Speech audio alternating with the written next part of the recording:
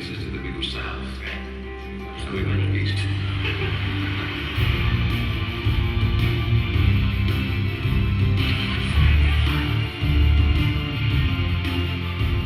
When somebody needed you, you didn't care. Jamie. Please let go. Oh. Let go!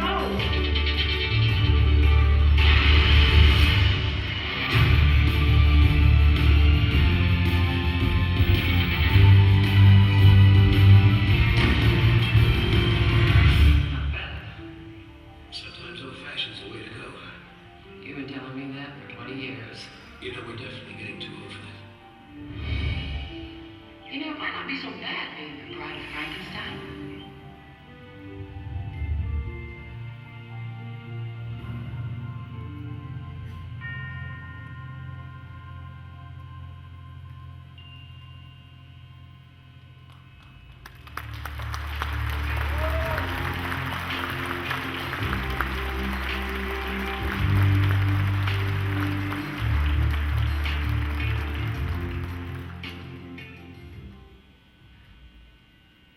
Ladies and gentlemen, my name is John Drew. I am the host of a podcast called Cyborgs, a Bionic podcast where we look at each and every episode of the $6 Million Man and the Bionic Woman. You can find us at bionicpodcast.com. It is my pleasure, my honor, to bring to you today, for the first time in some time, Lindsay Wagner and Mr. Lee Majors together on the Dragon Ball stage.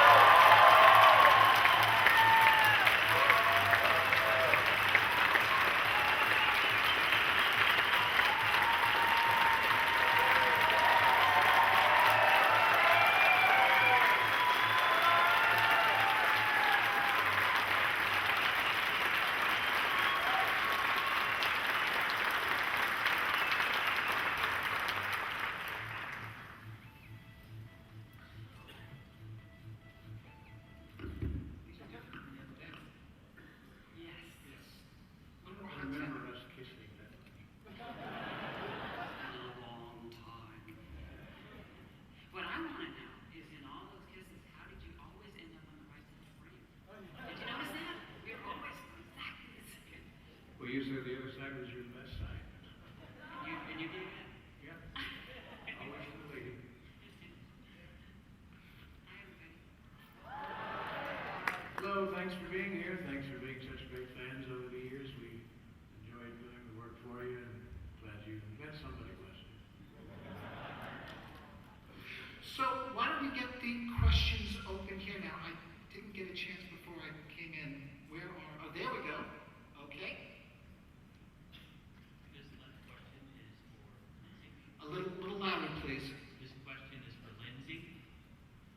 Over 20 years ago, I read a Starlog magazine, and you were talking about vegetarianism, and it planted a seed. And it helped me over time to become a vegetarian and to change my mind of mainstream thinking in so many ways. And it has improved my life. Your cookbook is a staple in our household. How has your views of animal activity and protection affected you in so many of the episodes? Especially if we noticed the Bionic Dog episode, you added some more of yourself into it than obviously what was in the script. So how did that affect the Bionic Woman? I think it's just always really been a part of my life. I started into vegetarianism when I was 18, you know. So, and that was, well, and did you do I that? didn't do it.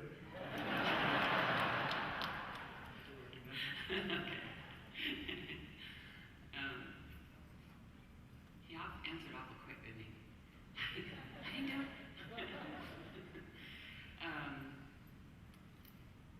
So I mean, it was always there for me from that time.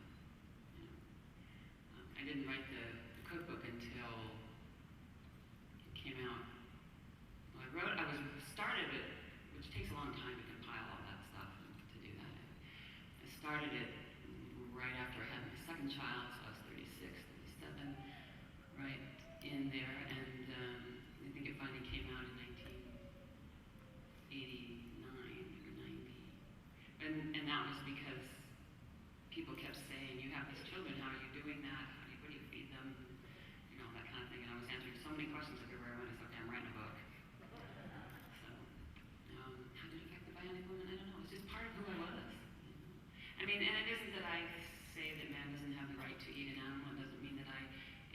years since I was 18 that I've never had any meat or fish. Because there's been a couple of short periods where I felt like I wasn't feeding myself correctly, because if you're going to be a vegetarian, you need to feed yourself properly, or you're going to get sick. You're going to be undernourished rather than overnourished, which will also make you sick. Isn't that overnourished? This kind of contradiction in terms there, but so I just think the caring about all life is maybe more specifically the answer to your question.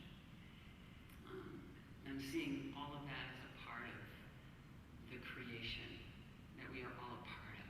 And I think we humans forget that at times. We forget that we're part of affecting each other every day by what we do and what we think. And we certainly forget at times that we're part of all the rest of it, the animals, the trees, the nature, and whatnot. And I think the coming generations are getting more and more cognizant of that than the previous generations. I mean, we used to be very, as people, humans, we used to be very in touch with that. And then we kind of lost it after the industrial age. So I think that arc hopefully is kind of completing itself, and maybe we're going to come back to understanding our connectedness to the whole now. Okay, I think our time is up. You know, the problem with Atlanta is they ask really good questions, and you know, I'm kind of a sucker for a good question. Over on this side. Here we go. Hi. She's up there. Can you hear me? I can see you now, yeah. Okay. When I was a little girl, you folks were my heroes. You were really the epitome of true love.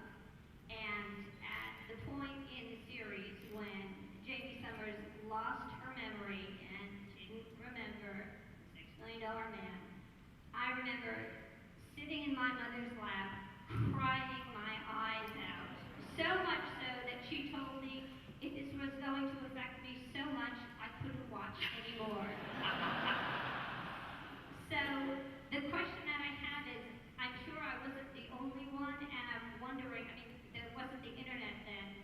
Was there just a huge fan outcry? I'm curious what kind of response you had and how you all dealt with that. Go ahead, Lindsay. You're the one who lost your memory, I'm about there now. When I was off in those scenes and crying and praying and hoping that she got it back. So, how was it during that period? Forgetting you?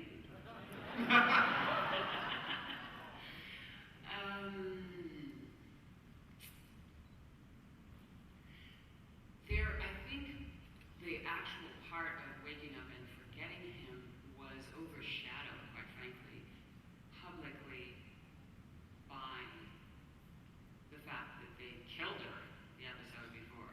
That was the public outcry. That was the huge outcry. It wasn't, as you know, probably intended to be a series, but people loved the I mean, the $6 Million Man was kind of the quintessential father figure, if you will, for kind of took the place of the previous generation's Superman, let's say, and that iconic role model of power and compassion, and then when they created the counterpart, the quintessential mother figure, she was like, oh, you know, this archetype, these archetypes were complete for the masculine and feminine. Whether you were an adult or a child who doesn't think about it, they just feel it and absorb it. And when Jamie died, which was just because they wanted to create a little boost, like it was very common in the 70s to do that, to just give a little flair to the show.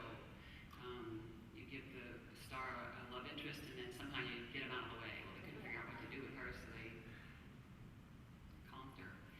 And it was traumatizing. And I was actually, had left the studio by then and was going off to I was making a film in Canada when I got the thing, they want to bring you back to life. I went, no, I'm not at Universal anymore, I don't want to be there. No, you don't understand, this is like serious stuff. And they said that all and the way they actually convinced me to come back and do it was somebody from the network.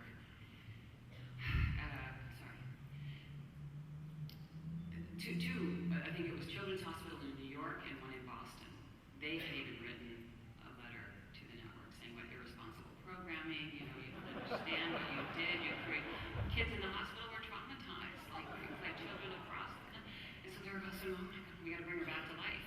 And that's how all of a sudden she got the idea of her having been, what was I, cryogenically stored. They put me in the freezer or something. And then they brought me back to life, and they didn't want to tell him because they didn't want to, you remember that. So that's how the second two-parter came about, was literally by public demand, which is why I'm always telling audiences, please use the power you have. You don't get it. You have a lot more power to see what you want to see on television and not see what you want to see by writing to the networks, writing to the producers. You made this happen. You made Jamie Summers happen as a series. So anyway, that went on and aired, and they said, okay, now it's fine. Now we can get rid of her alive. Send her off to teach school at the Army base, and again, the outcry was, we want more, and so all of a sudden there we had a series. So, and that was,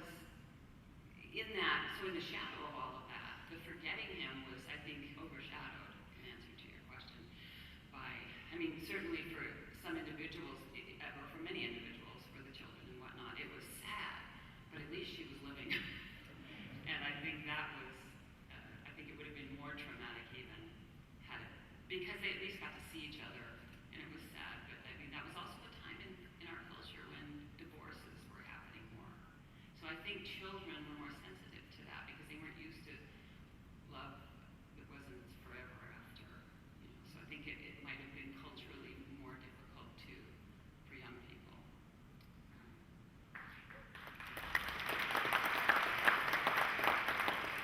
Leah, I'm just curious, you've told stories, both of you, about experiences you've had with the popularity of $6 Million Man and Bionic Women, how it impacted your personal life or what have you when you couldn't go out in certain places.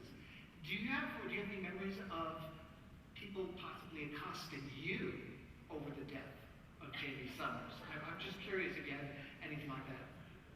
No, all I got was guys in the bars wanting to arm wrestle me. If I may, let me go back a little bit further than that. She explained on Bionic Woman is that there's a little story that I don't know if I told you, but we had done the first year of a show, the $6 Million Man. If you spend that many episodes and that much time with the crew in close quarters, and you've got a crew of about 30 or 40 guys, I said to the producers, I said, I haven't had a love interest yet, and I'm tired of looking at these hairy-legged guys. So that's when they put their heads together and came up with this love of my life, past girlfriend that I knew in high school and maybe college, and so we looked her up, and it was a blessing. It was great to have her on the show, and we had fun doing it, and I'm glad she got spin off on her own show. And they did come to me with Max, that was his name, right? Max the dog. I said, I don't really want a dog on my Max. I like dogs. I said, but maybe Lindsay'd like that. So that's basically how you got Max. But anyway, that was kind of the start of how it came. And I even was so, wanting a love affair that, Steve Austin, that I even think I wrote a little song, a love song for Jamie, and I think they used it in when you came on the scene, which was very, very nice. And so looking back at that clip, it brings back a lot of great memories, and we shared a lot. We were just glad that everybody else loved it too. The answer to your question, in that particular period, I was doing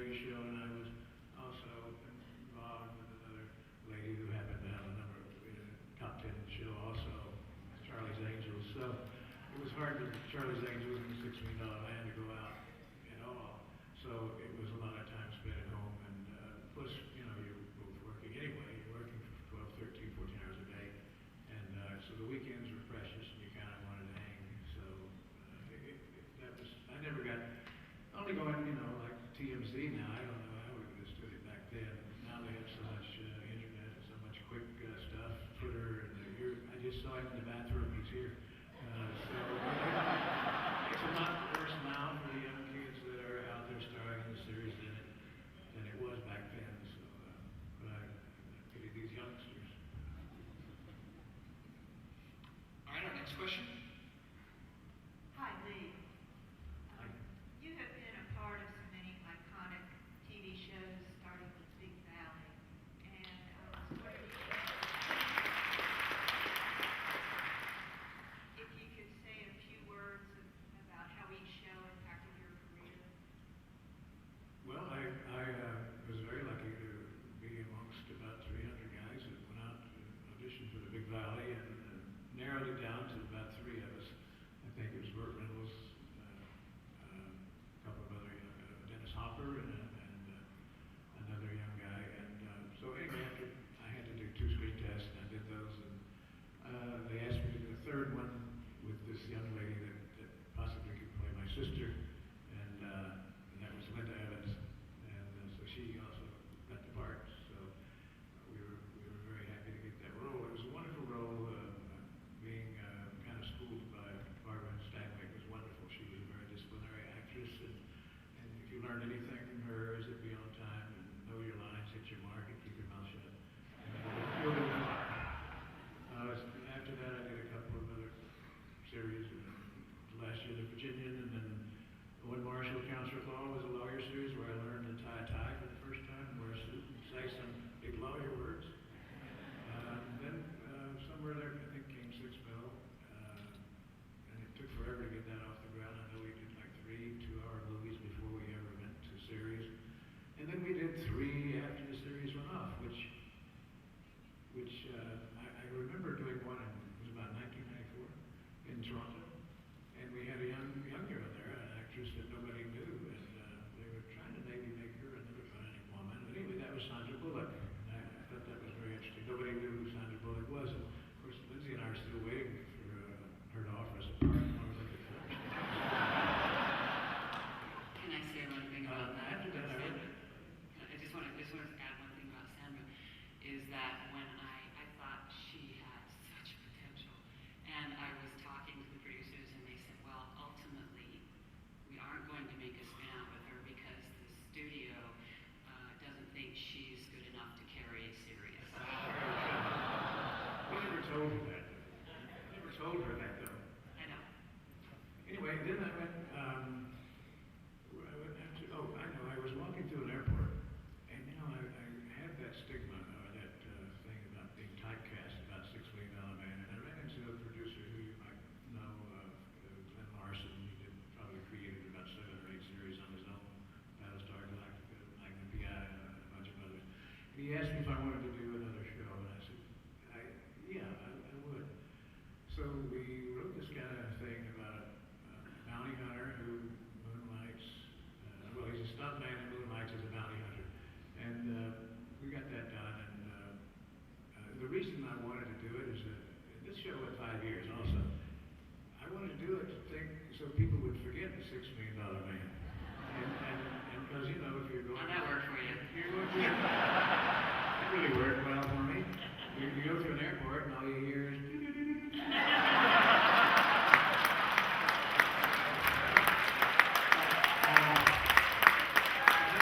I use the cold sleevers in the Fall Guy, and thinking that would, but still, to this day, there you are. Most of you are 6 Mil fans.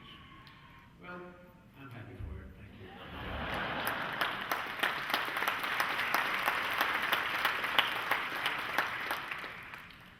Next question.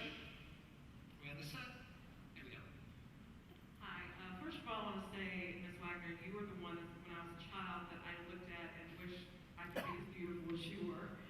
I would have your picture up and strive for that. Mr. Majors, you have been part of my life, you were just kind of following up on what she said with all the different shows that you've done. My mom and I would watch them together. You were my mom's top man, along with Tom Selleck. Your mom's a two-guy kind of woman. Yeah, she loves you both. I'm sorry, she just passed away a couple months ago, and seeing you makes me wish she could be here to see you. And I'm so sorry. Don't be sorry. Thank you so much for that. Thank you for all you've done, and I did have a question. I didn't want to just tell you that. It's all right. Of all the shows that you've done, I know you really can't pick one that you like the best in this crowd, but which one? For fear of being torn apart. Is that what you're saying? The Fall Guy was more my era, and I was just wondering about the theme song. If they asked you to sing it, or if you asked them if you could sing it, who made that final decision? Well, and God bless you, and I'm sorry of your mother's passing. The song was written, and actually it had some different names because the song had been written maybe a year or two before, and so I kind of updated some of the lyrics with more active names that were hot at the time, and it boiled down to maybe having to do it mainly because it was singing about himself, Colt Sievers, so it just made sense to do it. And it was a #1 hit in Germany. But, you know, David Hasselhoff had a #1 hit in Germany. I mean, anyway. My favorite show really was probably, the one I enjoyed the most was probably The Fall Guy. Only because, as Lindsay can tell you, we did so much running and jumping and technical stuff dealing with the Bionics and other people who had also Bionics that were trying to do us in. So, and a lot of aircraft and stuff. So it was just a little bit more tedious work, and they ran my butt off.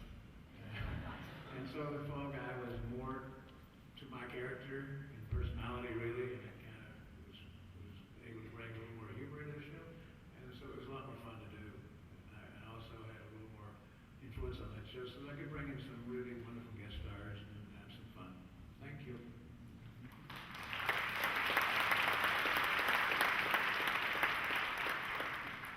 All right, over here.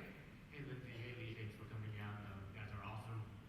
My question is, with the popularity of the $6 Million Man Bionic Woman franchise came, a lot of things with synergy, like, I guess colored books and action figures. There's a two-part question. How did you feel when you first saw, like, these, if you're familiar with the action figures that are out there at the time when the show was going, like the Lego action figures of the $6 Million Man and Bionic Woman? And second, do you have any of these in your personal collection? Well, I was told by the producers that there was somebody coming out to measure my face one day, and they'd be there just for an hour long, 15 minutes, and make a mask so that they could make this action figure. They just called them dolls then. I don't think they really called them action figures at that time, did they? It wasn't a I phenomenon. refer to it as an action figure. Yes. Yes, I do. You see, that's why you didn't want the dog either. When I have a guy come up and say, I had your dog, I go, no, you have the action figure. Okay, we'll stick with action figure. But they came out and they tediously measured every centimeter of my face and my nose and every curve and sculpture and thing. And it did not take 15 minutes. And then they put this nasty plaster on my face and made this mask. And then I guess they came back and they brought the doll back to me for my approval of my likeness. And it looked exactly like Farrah. I didn't have anything to do with it. And Her own doll. I couldn't believe it. I just looked. She didn't fit. Oh my gosh, I couldn't believe so they took it back and they tried it again. So I honestly don't know if there were any released of that batch, which I didn't approve. And they got a little closer next time, but it really, could have been several other people, the dolls. So that was an interesting journey. It was strange for me to see things being made other than, photographs. I was a model, so it was normal. I mean, before I started acting, it was normal for me to see photographs of myself in different places and magazines and whatnot. That was not new for me. But the actual dolls and the thingies and the lunchbox. My favorite one's the lunchbox, by the way. That's my favorite thing. So I forgot the second part of the question, but that was kind of the first. Well, that was good. Anyway. No, I remember they showed the doll. I said, okay, that's cool. But you didn't really know that they were doing other stuff. They never really told you. In fact, Never paid you. In fact, when we this is my first Dragon Con, by the way. I don't do much of these shows.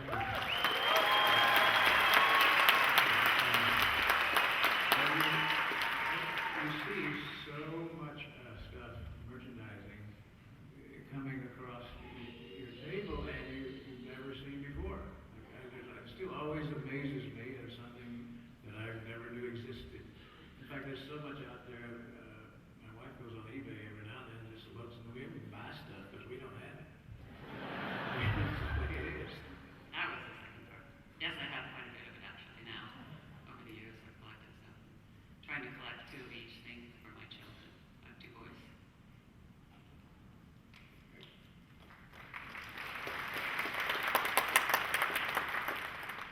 Next question. Hello.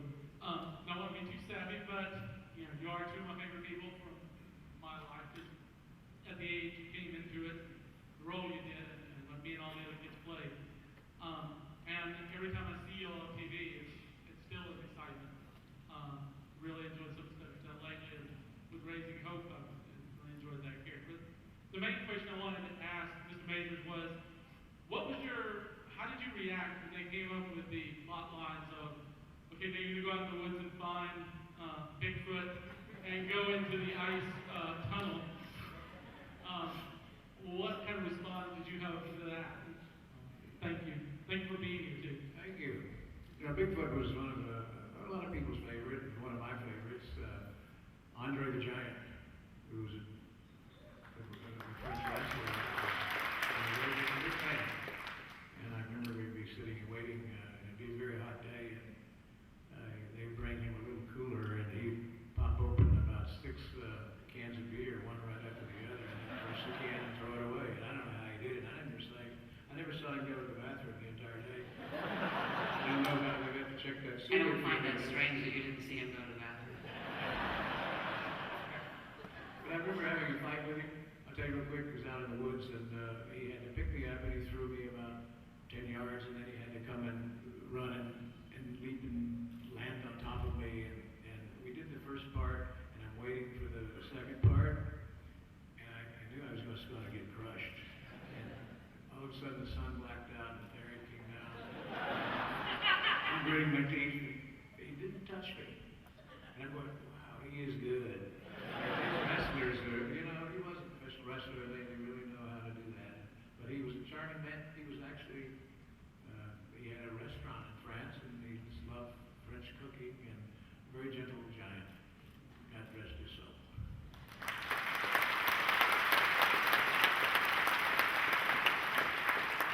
Do you remember when we, I know you didn't ask me, but anyway. Maybe. The ice tunnel.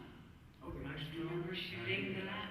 I know. We were shooting a scene where we walked through it together. I don't know if you remember that section, but we walked through that thing together. They had the camera operator, focus puller, and the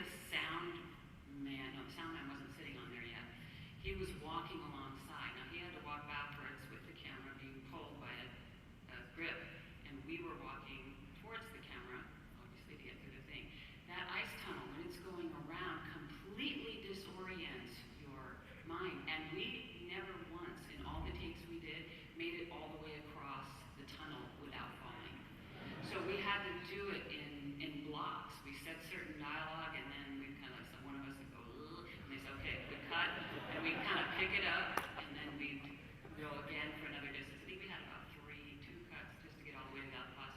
And the sound man who had been walking, holding this long boom pole to capture our sound, he fell over once completely, and the dolly almost ran over him. So they ended up having to put him on the dolly in the back, which there was no room, but they finally found a way to do it. He held the pole out, got a distance, and we had to keep our distance from the pole because he couldn't look at us, because otherwise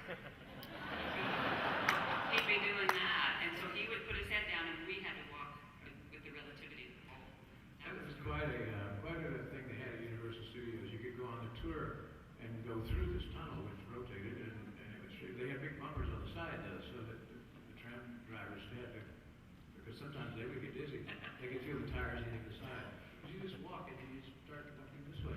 And Andre the Giant had to carry me for a certain distance at one time, and I just closed my eyes the whole time thinking he's going to drop me over the side. I'm going to fall over and he's going to really crush me.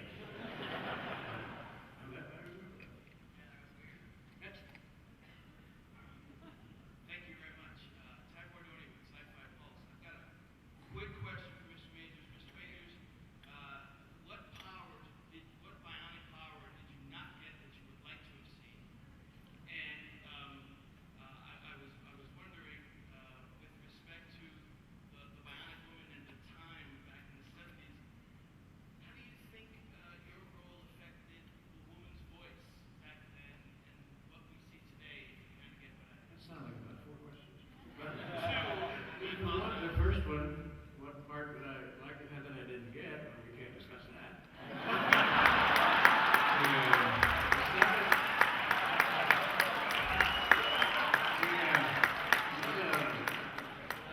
No, I would probably like to have the hearing too, because I'm kind of getting to where I might be losing it a little bit.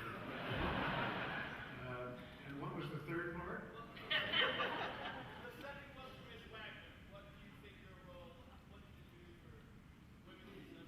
What did the role of Jamie Summers do for the advancement of women's position in our culture? I think that's your answer. You know what he did. I mean, It blew wide open. sat in front of that TV. Yeah, no, it definitely, it was a time of change. It was a time when that whole subject was really up and wanting by the culture to evolve to a new level. And it had a huge impact on that, no question. And there were many things that were very specifically orchestrated within the show, so that we weren't just doing the same types of stories that one would do where might wins. Because to me, the raising up of the feminine was what was important then, to bring more of a balance to the masculine and feminine in our culture, not just the equality of women in the workplace or that type of literal interpretation of the woman's movement, so to speak. So for me, to show Jamie problem solving in a more, through a more feminine perspective, not just depending on her physical prowess to take care of the situation, was important, and it kind of always was pushing the writers and the producers to think out of the box when writing a story that could be pretty formula, good guy, bad guy, struggle, good guy wins because thank God he's stronger. And we had some really interesting shows that expressed that, and actually that's a really good question to ask the audience, because I get to hear the feedback all the time. Once the young women, the children became young women, they started feeding back to me in an adult way how it had impacted them, and I heard so many amazing stories. Women saying, my dad, told me I had 2 choices. I could be a nurse, not that there's anything wrong with that, or a beautician.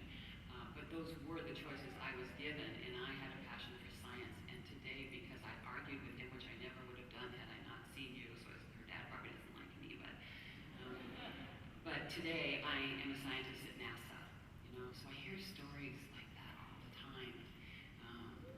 was her passion, and she got to live it out because something in the culture, when it wasn't in her immediate familial culture, was saying it's okay. You know, you can step out of the box if you want.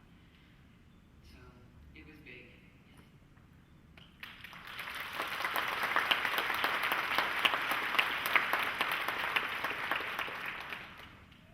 Sorry, folks, we're running out of time. Yes. This will be the last question. Very important question to Lee. How were those tight leisure suits? How did they fit? Did you keep any of them? You keep any of your suits or t-shirts? And how did they affect your life? That's a deep one to you there. I'm going to get into a quick commercial here. I am the spokesman now for this new flu campaign that's Yes. coming out, the National Council on Aging. And if you go to their website, which is ncoa.org/flu, you'll see a very, very funny, hilarious video of me in the 70s on a mission to go get my flu shot. And you'll see the suit gown again and a bunch of ugly 70 clothes. I want to say thank you to all of you for coming today. The one thing that Lindsay and I really like about the show that we did, it was a family show that we get that all the time, that the family could sit down around the TV with all the kids because it was not a lot of blood on no blood on our show, nobody died, and it was all fun, and everybody could watch it. We're also very pleased to see how the prosthesis have come along in the years since, that our wounded warriors coming back, and people they're coming back and they're getting fitted and they're going back into the war. It's amazing what the Bionics and the technology has developed, and I think that helped spur it on back at that time. But thank you all so much for coming today, and keep watching us. We're still out there doing work. I'll be on a few shows on Dallas this season. They didn't kill me on